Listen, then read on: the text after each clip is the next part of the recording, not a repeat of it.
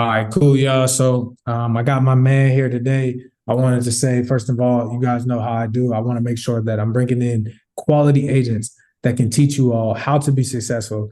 This gentleman, I met him in the summertime. It's obviously about to be October. I think we met in like, maybe June, maybe July, one of those Mhm. months. We met, he was a straightforward guy. He asked me a lot of questions. I was very honest with him about the process. He was actually a referral. And the gentleman came in, hit the ground running with our IUL leads, and hasn't looked back since. Absolutely.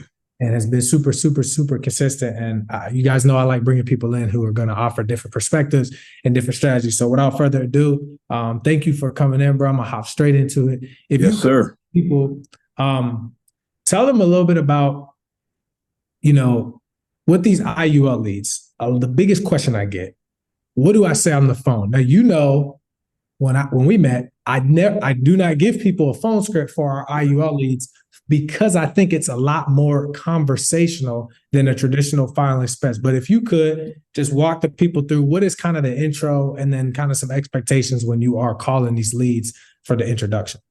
Got you, man. That's actually a good question. And I didn't understand the difference at first because the whole time I've been in life insurance, pretty much all lead vendors, all lead generators, they're all the same. You have some kind of script you got to talk to, but then mostly it's final expense. But with these IUL leads, it's you got to almost forget everything that you've been taught or been programmed to do through final expense. It literally just is a conversation. So when I get a lead and I call them, it's more so along the lines like I get them on the phone, they say hello. I'm like, hey, hello, is this Trey? And you're like, yeah, this is Trey. Hey, Trey, this is Darin, man. It looks like you applied to my ad online. Just want to call and introduce myself, kind of see what's going on. It's a general conversation. And it's almost like I can't even give you a script, Trey, like right now, because it's almost ad lib. It's almost off the top of the head. And they're just like, oh yeah, I seen that ad. I did communicate. Yeah, well, like I said, I wanted to call and just get some information from you. And then I just want to set up a time, 20, 30 minutes that we can go over all the options that, the site will do for you. And it's literally like that. Like there's no haggle. There's no, why are you calling me? Who is this? Everybody knows who I am. Everybody knows while I'm calling. And we just jump right into the conversation just like that. Man, Lee's been great.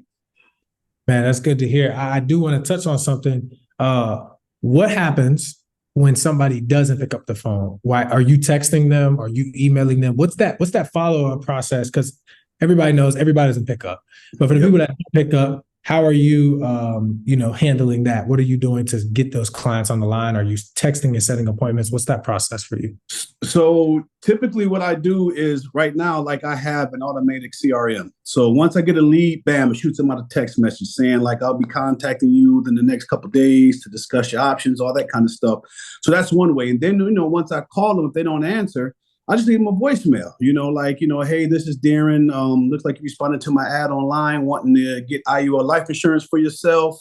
I just had a couple minutes to kind of reach out and introduce myself, see what kind of options we have at your disposal. Feel free to give me a call. Here's my number. I spit my number out to them and tell them if they don't get me, leave me a voicemail, or if texting is better, text me. And then I'll just find time where I can get a chance to text you back, and then we'll go from there. Like it's literally just that simple. I think it's unique because I know the people have been hearing your voice just how free the conversations are. Which is why Yeah, I would love to give you a script, but if I give you a script, it's just not. It's going to sound scammy, and it's just it would, man. It would for this. And that's the thing you told me. I know I asked you probably like 5, 10 times, like, Trey, what's up, man? I know there's a script. And you was like, you'll see what I'm talking about, man. You don't need a script. And you really don't. You are literally just like, because when I call these people and I call whenever a client or whoever comes in, like I call them with the expectation of them expecting me to call. So it's not like this is out of the blue. I got to try to, give you some word salad to trick you into having a conversation. It's not like that. It's like I'm calling you because you're expecting me to call, because on the lead, it says I will be calling you. You know what I mean? So that's how I go into it. It's just literally a conversation that I just have just like that. That you don't need a script for this, because I don't want to say you will ruin it, but you lessen your chance with these kind of clients with IUL leads. These aren't the same type of final expense clients, man. And I think when you told me that there's a difference between that now, see, that's probably some of the best thing you could have told me, man. And I think that's what's generating a lot of success for me with your leads, brother. Okay. And let me ask you this. So if an agent gets 10 leads, I know you asked me this too. So now that you've been working with it, Yeah, I already know what you're gonna say. Yeah. now that you've been working with us a few months, what's the closing percentage booking rate that you've seen? Give me 100 leads or 50 leads or even 10 if you Okay. want. Because the same thing you asked me, how many leads can I close, man, if I get 10? So for the people, what are those expectations, out of 10 leads, booked, closed, et Well, cetera? one thing I have noticed, man, is the fact that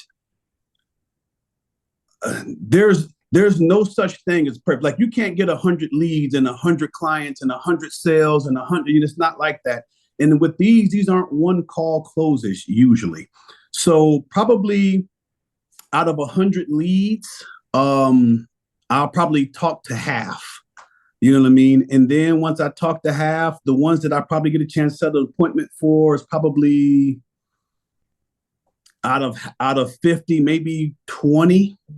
You know what I mean? And it depends on if they can qualify, depends on if they could do, any of those things. It kind of goes as far as closing rates, nothing like that. But for the most part, if I get you on the phone with these leads, like 9 times out of 10, we're closing. And like I said, unless it's something like that I can't help or you couldn't help as being the lead, the advertising marketing, which is something like, will they show up for the Zoom call, or if they got to reschedule because they forgot, or they life happens, like people say nowadays, life be lifing, you know what I mean? So sometimes those happen, you got to follow up. But man, I have never had as much success with any other leads as I'm having with yours, man. I just haven't.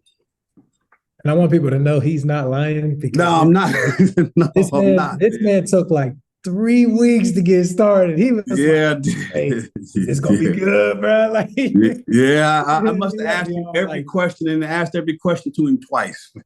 Yeah, I did, brother. He was adamant. I'm like, look, man, Brandon referred you, man. I promise you, like, I can't guarantee you're gonna be successful, but if you just follow the blueprint, watch the videos, you know what I mean? Just come into it, relax, be cool. You're gonna have good conversations and just let the rest handle it. And literally, y'all, like when I tell you, I don't even talk to this man, and that's not a bad thing. Like he just works. Payment comes out, he's cool, y'all. Like couple times you even told me like, hey man, conversation is key. I'm like, Trey, man, my bad, bro, but I just be so busy trying to work and do everything, man. Trust me, with me, no news is good news, man. So but I understand why the communication is key, because when you change things up, you want to try something different or whatever like that, or something that is working or isn't working. I get it, man, but I haven't had a reason. You know what I mean? Like the one thing I probably can say as far as realistic expectations is, number one, don't expect everybody to answer. That doesn't matter. That's not a Trey lead lab or somebody else or agent lead. That's just how people work in general. So if you get 100 leads and you're expecting 100 people to answer the first time you call them, that there's nothing on the planet that could actually happen that way. I've had friends and family who I book appointments with and they forget and they don't answer, man. So that has nothing to do with that. So I would say that's the one person, but sometimes it takes 2, 3, 4, 5, 6, 7 follow-up calls, you know what I mean, to finally get somebody. And the good thing about these leads is the fact that when they hear your name, they instantly know. So the wall comes down. Even if it's 7 times you try to call them, it's like, oh, okay, yeah, Darin, yeah, I remember doing that a month ago. Yeah, Darin, yeah, sorry, man. It's just I seen you call a couple times. There ain't none of this. I have yet to have one client that I've talked to or one lead that I've talked to that has been a other than positive conversation, man. And that's the one thing that blows my mind is that part, man. So the way you're doing, the way you're vetting these, and the way that you're, the whole ad system works, man. It's salute, man. No, I definitely appreciate it, man. I do want to ask one follow up off of that though. It's going to be, what are you doing in terms of like referrals? Are you collecting referrals with these leads whenever they're finished? I know some agents are doing that, or what is your closing out process with these people? Because I've heard a lot of recently, a lot of my agents have been like, hey man, the leads I'm getting are good, but like the back end I'm getting off of those, are really good. Mhm. Are you doing anything with referrals, or what does that process look like for you? I'm not doing anything out of the ordinary with referrals. I actually probably could apply more energy and effort into the referrals. To be honest with you, there's one weak point that I think I have with these leads are the fact of pushing referrals, but I don't really push them. What I do is just I've recently anyway, because I've kind of noticed that over the last, 2 or 3 weeks, like, hey man, I'm not taking advantage of this referral stuff I know I could do. So what I just start doing is just, hey man, if anybody else can benefit from this education, obviously once you got this education, you see how it benefited you. So if you got any other loved ones, family, friends that this could benefit for them too, actually, yeah, I don't. And then how I applied it, I don't mind if you give them my information. See, that's Mhm. one thing that I say. I don't be like, oh yeah, give me my information so you could, because that obviously sounds too salesy. So what I do is like, you know what, man, and I actually don't mind if you give them my personal information, man. I don't mind if you give them my personal information, and I'll help them as best way I can help you. So what I say is I'll make sure that they understand that I don't mind if you give them my information. So I don't sound like, hey, I need you to give me referrals. It's more like, hey, me and you had this conversation. Now we had rapport. I don't mind doing you a favor, basically, is kind of how I place it. And that part works. I like that. I like that. I think I think it's a very straightforward way to, ask people without asking people. Yeah, exactly. That's what I want. That part right there. Yeah. Okay. I do have one more question. This will be Shoot it. the last one, or maybe two. But Yep. I want to ask. Hold on, I just lost my train of thought real quick. Hold on. Oh, yes. So when it comes to the leads and the consistency of how frequently you get them, can you Mhm. talk about your expectations? Because some people will be like, man, I got like 5 leads today, and then they get like two or one. How are you viewing, your weekly or monthly like lead flow and your expectations for that? Because we probably talked about that one time. Yeah. And honestly, you probably out of the like 10 to 12 people that we fluctuate with every month for these leads specifically, you're probably one of the only people who doesn't reach out about it. Like, oh man, my leads are really slow. And we track like one day you'll get like 7, then maybe you'll get Mhm. one, none. But how have you had that expectation? And this is just a personal question for me, honestly. Okay. Yeah, no, that's a good question, man. Very, very good question. So I just don't have any expectations. And I think that's the best thing for me. If I expect to get, like, I know at one time I think you might have had like a number as far as like a roundabout. And I don't think if you have that anymore on your website, because it's even hard for you guys to kind of determine. You know what I mean? Because like I might go 2 or 3 days without getting a lead. Then like I might get one, and next thing you know, I might get 9 in a day. You know what I mean? And then I'll get 6, and I'll get 1, I get 2. I just don't have any expectation. You know what I mean? Like I know I get a lot of leads, and I don't have an expectation as far as a daily or a weekly. But I also, I look at the whole number as like a month. And I just know whatever lead I get is a lead. And a lead is a lead is a lead. You can turn one lead into 30 leads. You can turn one lead into 10 leads. And it just depends on how you work them. So I would just say not to have expectations to get 10 every day or 5 every day. Just know that, there might be a day or two where the lead generation might be slow. Then there might be a couple of days where you might get, like, I know there's like a 2 or 3 day time span where I got like 18, 19 leads at one point in time or something like that, man. And there might be a day or two I didn't get any. So I just don't have any expectations, man. Just when they come in, it's just ready to roll. Okay. And then my last question, brother, I'm gonna let you go is floor is yours. New agents that are watching this or are on the website, and by new, I just mean they haven't done it. Like yourself, if you could speak to yourself, that's the easy way I guess I could ask the question. 2 months ago you started. Can you just give some advice, or what do people need to know? I'll let you close us out with this.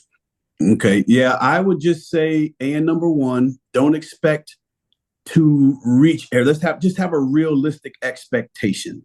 No lead generator, no ad marketer, no anything is going to have a 100% success rate. You know what I mean? It's just not. Some people are going to give you the cold shoulder, they'll not show up or whatever. I would just say, just treat every lead the same. When it gets it in, you work it. Don't wait a couple weeks to finally give them a call back, or a couple months, or whatever. Just, I only call leads all on Saturday. I just say, when the lead comes in, you call them. You know what I mean? And just go right from there. So just expect a lead to be a lead. The only thing that you really can expect is the conversation to go pleasant, because I haven't had one yet that has not. So that's what I would say. And then you just treat them like a regular conversational person who just wants information from you, because that's ultimately what this is all about. Is it's an educational thing. If you treat it like an educational transaction instead of a sales transaction, you will get more out of these leads. And that's what I do, man. So I think that's just probably the one thing I would say with these leads, is treat it like an educational transaction, not a sales transaction. I think that's important. We ain't gonna take up much more of his time, but the one thing I hope everybody hears when we do these, especially for these IULs, especially Yes, IBC, is please educate yourself, man. Please make sure that you are the one that's educated, because I'm sure Derek could attest to this as much of my other agents could as well. They are going to ask you questions about what you are about to do with their money that they're about to put into this asset. You need to know what they're doing. And to his point, if you treat it as if it's educational, not salesy, not, hey, you need this because of XYZ. No, do you see the benefits of what you told me you were trying to do this? Look at these benefits. There are vehicles you can use. Do you think you'd be interested in this? And just letting them make the decision, because you're educating them. And I think that goes back to what he was saying earlier, which is, you can do one call closes, but there are people that do appointments, and it does take a little bit of time sometimes to educate these people, and you have to be willing to be okay with that, because this is not like a mortgage protection or final expense transaction where you're literally going in, you're closing them. It's simple, easy, straightforward, and they get it and they're ready to roll. Some people might take a few days, and you have to be okay with that, because that's what you signed up for.